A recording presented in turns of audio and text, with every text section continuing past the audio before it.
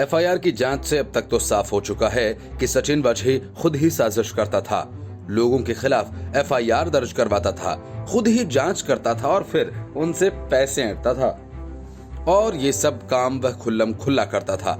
27 दिनों की कड़ी पूछताछ के बाद एनआईए को इस बात का पता चला है कि एंटीलिया के बाहर विस्फोटक रखने के बाद वाझे कुछ और बड़ा करने वाला था। इसकी डिटेल्स एनआईए की टीम जल्द सार्वजनिक कर सकती है।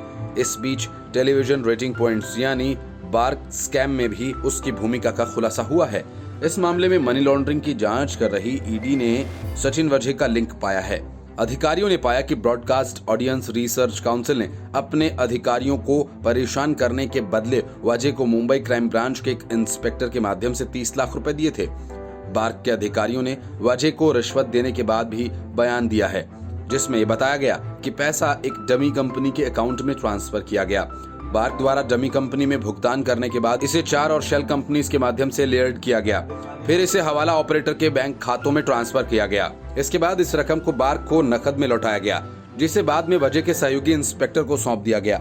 नवंबर 2020 को अर्नब गोस्वामी को बिना समन जारी किए घर से गिरफ्तार किया गया था। उन्हें अलीबाग के क्वारंटीन सेंटर ले जाया गया और फिर तलोजा जेल शिफ्ट कर दिया गया।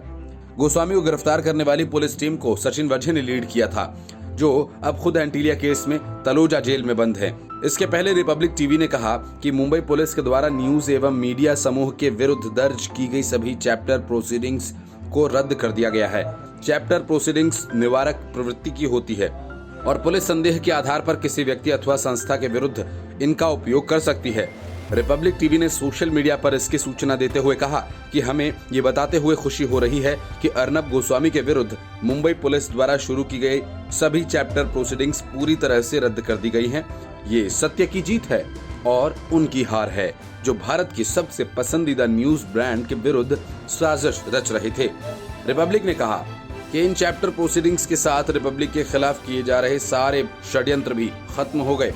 सत्य को कहने का साहस रखने वाले राष्ट्रवादी मीडिया नेटवर्क के लिए ये एक बड़ी जीत है।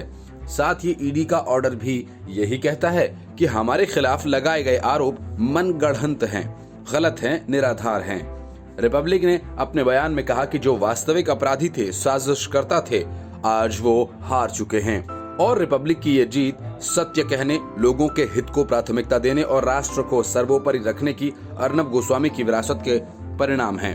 पिछले दिनों मुंबई के एक बिल्डर ने सचिन वाझे के खिलाफ रंगदारी का मामला दर्ज कराया था। उसने सचिन वाझे और उसके साथियों पर डरा धमकाकर रुपए वसूलने की कोशिश करने का आरोप लगाया था।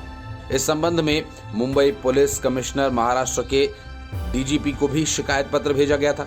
बिल्डर ने बताया कि उससे विभिन्न लोगों को लाखों रुपए देने को कहा गया और ऐसा न करने पर विभिन्न मामलों में फंसाकर जेल भेजने की धमकी दी गई। बिल्डर ने बताया कि वो क्राइम इंटेलिजेंस यूनिट में सचिन वाझे से व्यक्तिगत रूप से मिलने भी गया था, लेकिन उसे नहीं मिलने दिया गया और उससे 5 लाख रुपए की डिमांड की गई।